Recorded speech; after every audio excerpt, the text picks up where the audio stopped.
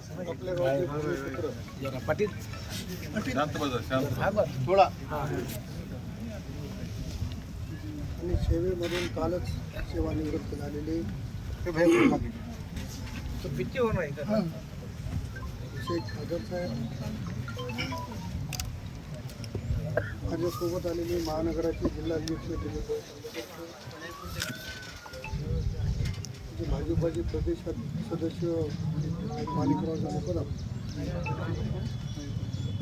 लोहा नगरपालिकेचे उपनगराध्यक्ष दत्ता वाले, माजी सभापती कुशालराव पाटील, जिल्ह्याचे सरचिटणीस मोरे, दासा पाटील, पावाराव पाटील गवते, साईनाथ येवले, डॉक्टर पंजाबरावजी, सर्वांची नावं या ठिकाणी घेणार नाही. आपल्यातले बालाजीराव तमकुटे, लक्ष्मणरावजी पटेल, मानेसाहेब,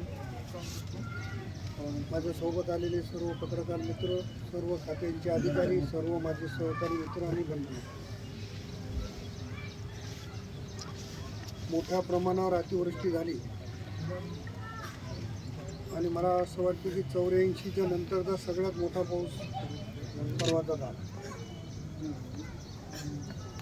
यावं, सगळ्यांना भेटावं, धीर द्यावं या भावनेनं आम्ही सगळी मंडळी आलो.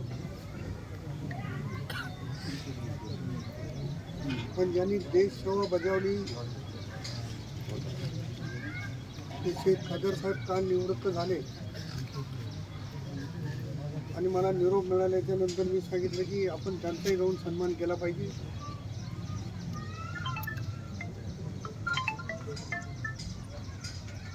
देश सेवा बजावताना मी त्यांना विचारलं,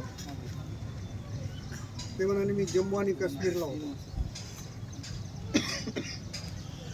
मी देखील जम्मू आणि काश्मीरला, तुम्ही जेव्हा मला खासदार केलं होतं तेव्हा एक कमिटीचा सदस्य म्हणून गेलो होतो.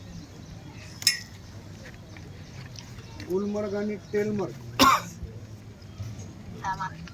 हे पाकिस्तानच्या बॉर्डरला असलेले 2 ठिकाणं आहेत आणि ज्यांना रोपवेनं जावं लागतं. आपला सैनिक आपल्यासाठी काय करतो हे तिथं सीमेवर गेल्यावर माणसाच्या लक्षात येतं. जम्मू काश्मीरची परिस्थिती माझ्यापेक्षा त्यांनी सांगितली असेल, सांगतील संस्कारांना. आता इथंच राहणार आहेत ते.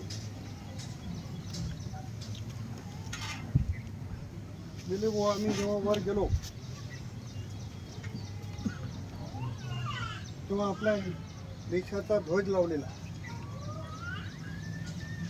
आणि त्या देशाच्या ध्वजाजवळ 24 तास सैनिकांचं संरक्षण. दर 15-20 मिनिटाला बर्फ पडतो आणि दर 15-20 मिनिटाला बर्फ उघडतो. ते साधारणतः माझ्या माहितीप्रमाणे 10 महिने तरी ही परिस्थिती त्या ठिकाणी आहे. पण बर्फ पडत असतानाही आपला सैनिक बर्फात उभा टाकतो आणि बर्फ उघडल्याच्यानं आपण साधारण पाऊस आला तर घरात पळून जातो आणि तेव्हा माणसाच्या डोळ्यामध्ये अश्रू येते जे आम्ही स्वतः अनुभवलंय. आम्ही सैनिकांशी चर्चा केली, त्यांचं मनोगत घेतलं.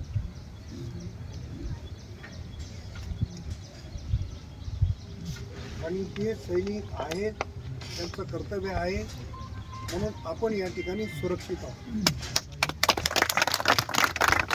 मला खूप आनंद झाला एवढी संख्या बघून की आपल्या गावच्या भूमिपुत्राचा स्वागत, आपल्या गावच्या भूमिपुत्राचा सन्मान करण्यासाठी निश्चित त्यांचा गौरव केला पाहिजे. कारण त्यांनी 17.5 वर्ष त्या देशासाठी सेवा केली. कदाचित तेही बर्फामध्ये उभं राहिले आहेत. आम्ही स्वतः तिचं चित्र बघितलं, त्याच्यावर फार अधिकचं बोलणार नाही. पण मागच्या काळात आणि आत्ताच्या काळात खूप फरक आहे. त्याच्या फार विश्लेषणामध्ये मी जाणार नाही. आम्ही जेव्हा सैनिकांशी चर्चा केली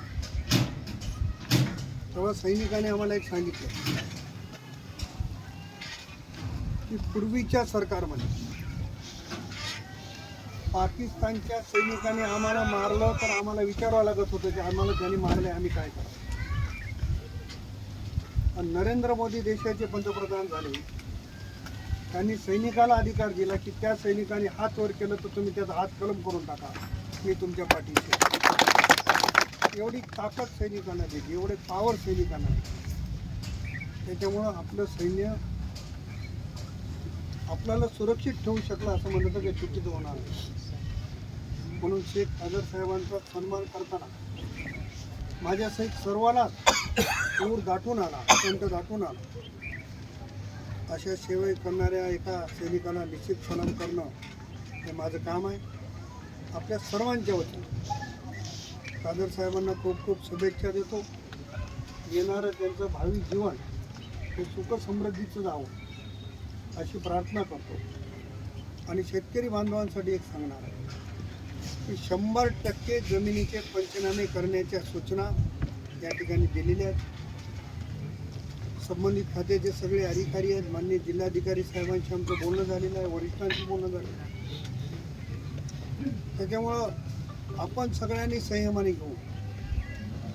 याचा का पंचनामा केला म्हणण्यापेक्षा माझा का केला नाही हे जर अधिकाऱ्याला विचारलं तर ते सोयीचं होईल. अधिकाऱ्यांना पण आम्ही विनंती केली, सूचना दिली की तुम्ही सरसकट पंचनामे करा, कोणाचंही ठेवू नका. आणि एकाच्या शेतात पाऊस पडला आणि दुसऱ्याच्या पडला नाही असं काही घडलं नाही. जिल्ह्यामध्ये 100% अतिवृष्टी झाली हे सांगण्याची आवश्यकता नाही. आणि त्याही संकटामध्ये आम्ही येऊन काही करणार नाही, परंतु त्यानिमित्तानं धीर दिला पाहिजे ही भावना घेऊन आम्ही सगळी मंडळी आपल्या भेटीसाठी आलो. अधिकारी वर्ग पण माझ्यासोबत आहे. निश्चितपणे शेतकऱ्यांनी या ठिकाणी दिलासा देण्याचं काम सरकारच्या वतीनं केलं जाईल असं या ठिकाणी आश्वासित करतो. परत एकदा कादर साहेबांना शुभेच्छा देऊन थांबतो. धन्यवाद.